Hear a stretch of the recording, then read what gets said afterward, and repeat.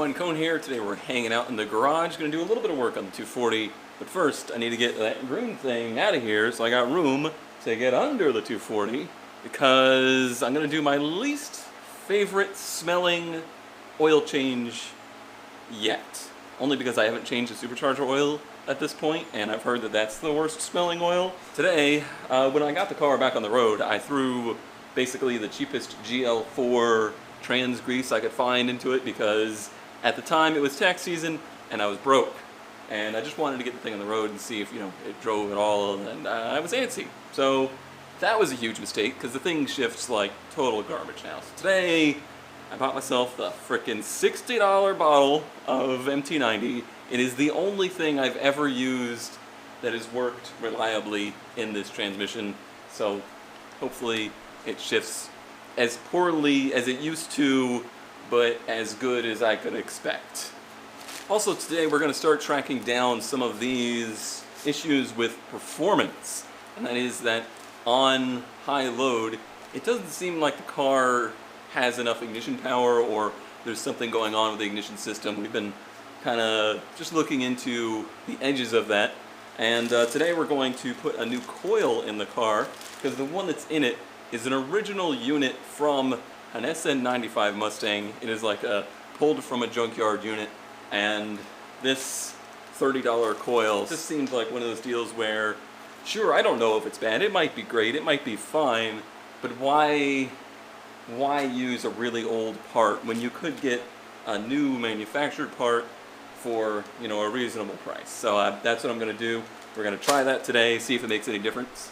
I did get a new Snow Performance methanol controller. They were super cool about it. I sent back the old one.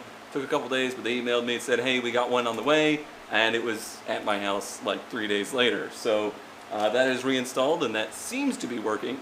What I'm hoping today is that we can get the thing on the road and actually get some pulls in, because the most I've really been able to do is just dip into it, and then it starts to run funny, and I gotta pull out of it. So I'm hoping that the water spray is going to get the temps down, even though it's become very hot here in Florida already. So hopefully that is cool. And then hopefully this does something that we get a little bit better, a cleaner ignition, a cleaner fire, and maybe we can actually get some data, because the data I have right now, it's just not enough. I don't have enough on throttle time to really be able to tell what's going on in there. So we're gonna throw some stuff at it and see what happens.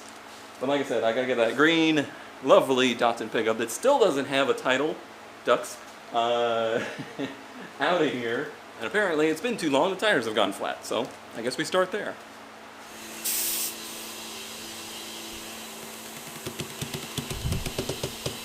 Oh, that's a good sound. Not really, it's a terrible sound. You don't want to hear that sound. Alright, now getting the thing to start. I actually did some work on this recently, a little bit after the last garage video, and I was messing around with the alternator. I put a internally regulated alternator on it, got it all wired up and working. But I also threw a new fuel filter on here, and I ain't got no fuel in it. It hasn't started since then, so I'm sure getting it to fire today is going to be a treat. A real treat.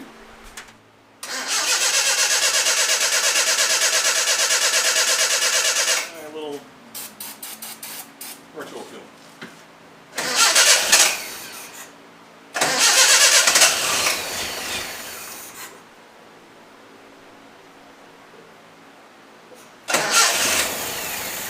There it goes.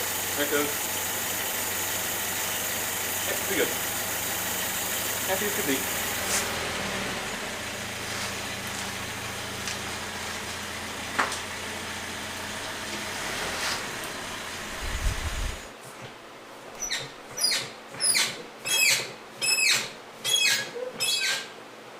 That jack note sounds so good. Nice call.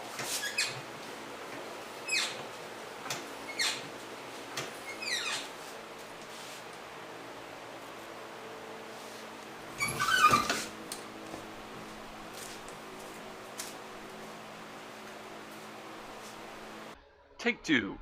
like a week and a half later. I kind of feel like a parent that has partial custody of their kids. I only get to see them like once every month. So let's get to work. Hey, look what I found. That only took a week and a half to get. Where were we? I think we were jacking up a 240 in order to get under it to start draining the grease. Oh, what a noise. Oh, yeah.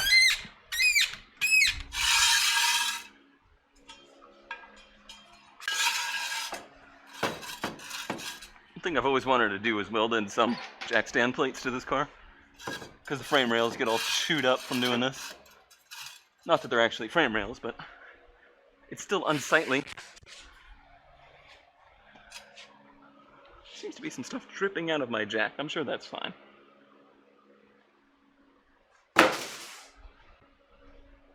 Thanks for choosing New Pig. Whoop. Somebody sent in some pig mats, which is like an absorbent mat. It's good for the garage. One ZK told me about these when I was out in Texas helping him with the Corvair, and said, hey, that looks pretty cool, so I put it on my wish list. And somebody out there was like, hey, that looks like something that messy Conudra guy needs. We're going under. So this drain plug for the transmission is actually a 1/2-inch square drive, which is interesting. I don't know why that is. And it's usually not too bad to get out.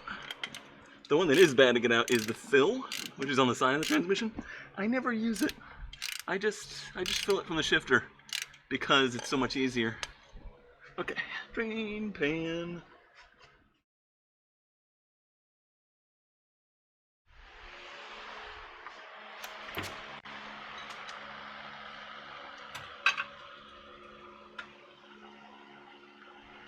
So the odds I'm actually gonna get this thing off with just this bad boy, pretty slim. I don't know that I've ever opened this one up on this car. How did I lose it? No, seriously, we were just looking at it. Oh, it's on this side. Genius. So it'd be pulled towards me.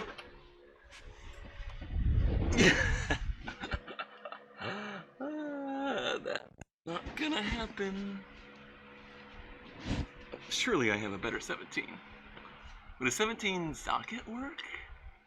Unsurprisingly, the round hole was not the right tool for the square peg. We do have a longer wrench, if I can actually get it in there.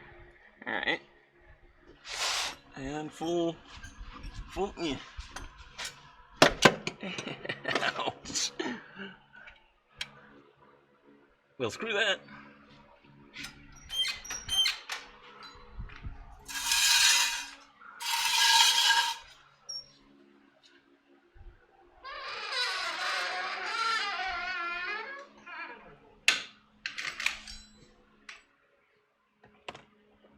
Hey, hi, we're inside the car now. So, very complicated procedure to remove this like shifter surround. You have to like gently pull it, and then well, that's pretty much it. I'll just kind of do one of those maneuvers. All right. So now we got 4 Allens in there.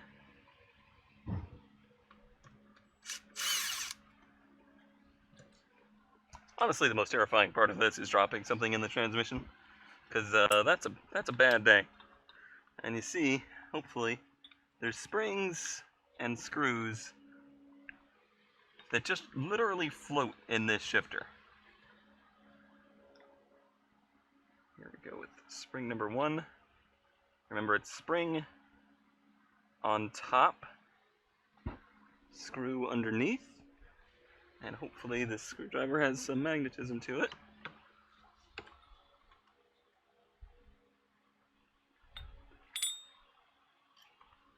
Spring. Everybody out.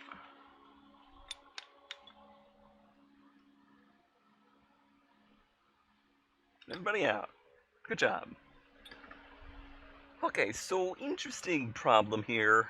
MT90 comes in a 1 gallon thing. This takes like 2.1 quarts. There's no lines. There's no lines in the bottle. So I'm gonna have to go have a think. What I'm about to do here is either brilliant or really dumb.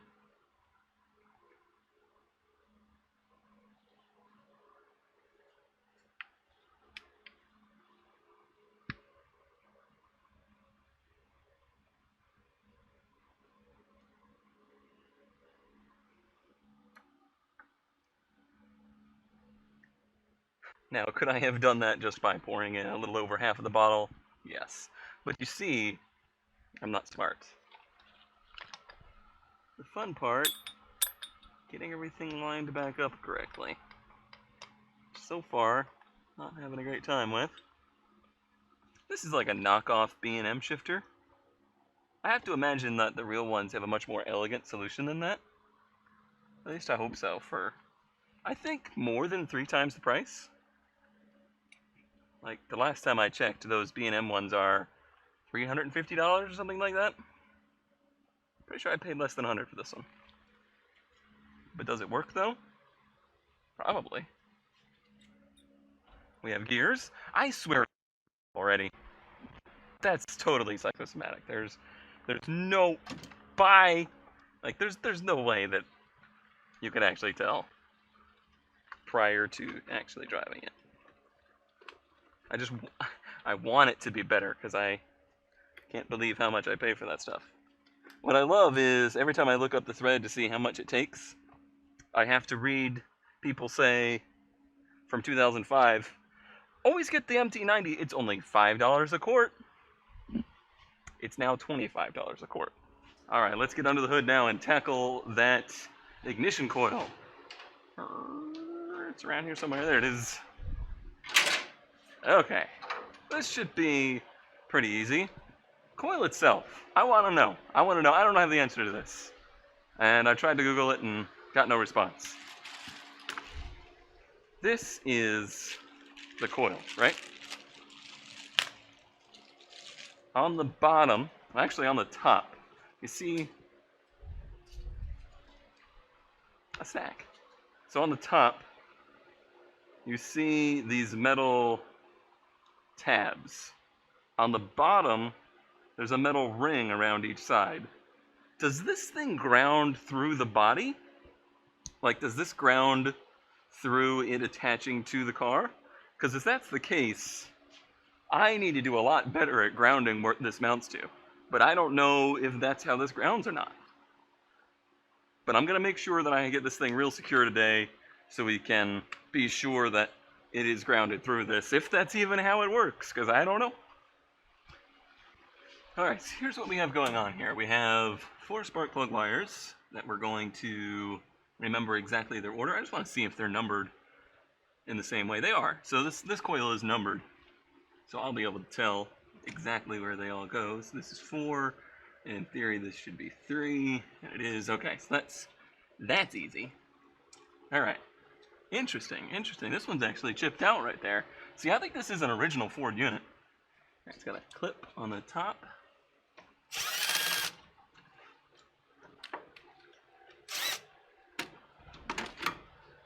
And out it comes. That was easy.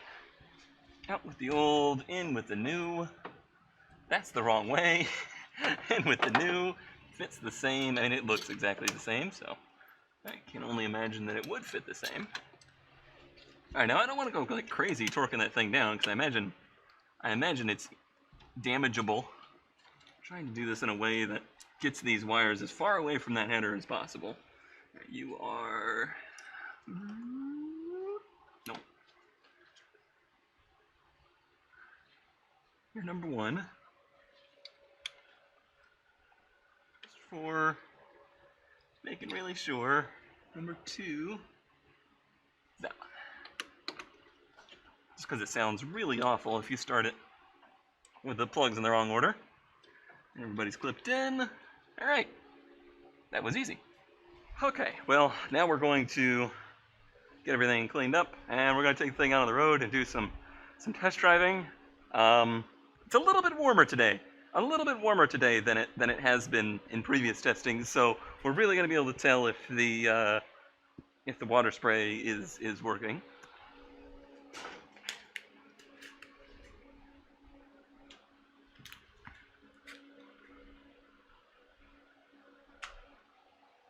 I hate Florida. You know, before we get all carried away, like cleaning everything up, hitting the road, let's make sure it still starts. Cool beans.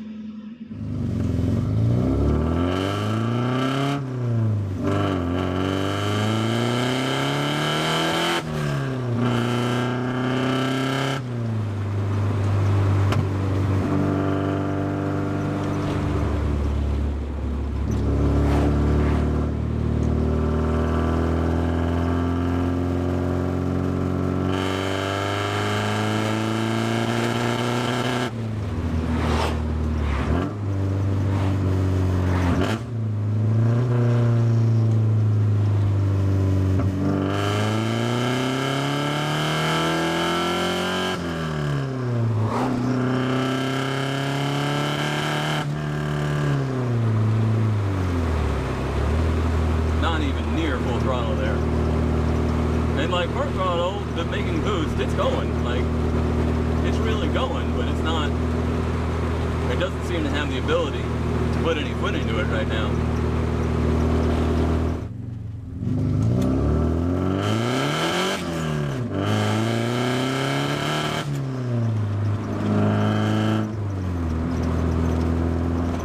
Probably the worst it's run since we did the supercharger. So something ain't right. Obviously.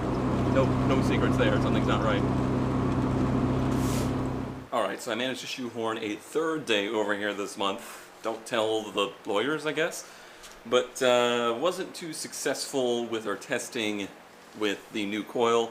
There really wasn't any noticeable difference at all. So that's not a complete loss. It's one of those things that's like, hey, that's not a problem, and now we know that's not a problem, but frustrating that obviously there was no improvement. So today we're gonna kind of go even further back to basics, and I'm going to throw a new set of plugs in it, and I'm actually going to check the gap on the old plugs and very closely gap these new plugs. Now, the deal there is with a forced induction car, you want to close the gap down on the spark plugs, and you're doing that so that the spark has a less difficult time to jump the gap. So here's the deal with that. This is, like I kind of mentioned before, a stock Ford ignition system. It's a system that is known to work, but it's not necessarily any stouter or stronger than your normal street car ignition system. We're putting this thing through some pretty crazy compression numbers. We got 10 pounds of boost. We have a stock compression KA that is a S14 KA, so it has even more compression than some of the other models. So we're talking numbers that are higher than your normal street car and higher than I would say this ignition system is meant for. So what you do is you narrow the gap of the spark plug in order to make sure the spark has less difficulties jumping the gap. You want it to be able to jump the gap and still provide a stable ignition. The problem you run into when you narrow that gap down and down and down is that you'll start to get, you know, the occasional little misfire, especially at low speeds, at low idle, or, you know, low load situations. But we don't really care about that. We want to make sure we have consistent spark at high load situations. So that's what we're going to try and do today. Tell you what, that plug has a little bit more brown in it than I would like. I'm not loving that color. Let's see what the gap looks like. Now, I have run in this car race gas, and I have run in this car water spray. So I've never seen plugs that have those two things going through them. So this could be, this little bit of brown, that could actually be basically rust, because this is a hot metal surface getting a water mist compressed with the combustion. So that might be what I'm seeing there. So I have a thickness gauge here, and your normal plugs are usually between 0.35 and 0.4. That's your normal spark plug gap, at least for us filthy Americans. I want to run somewhere down in the range of like 0.2. And this plug is pretty much exactly there.